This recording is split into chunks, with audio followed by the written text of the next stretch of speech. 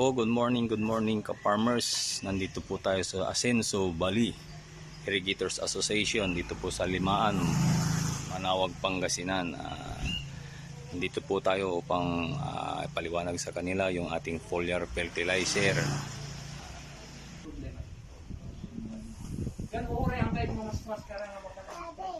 Yan po si Sir Jonathan Abi, siya po yung barangay coordinator po natin dito. Siya po ang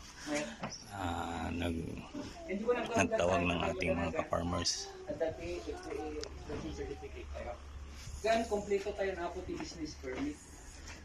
Nalpasin din nakalakad natin. Dahil apo growers bit 1,000 plus. Dito'y intiro nga Pangasinan under payote ko cooperative na Mina de Oro. Nagka hanimat na ipipilit po, to God be the glory po.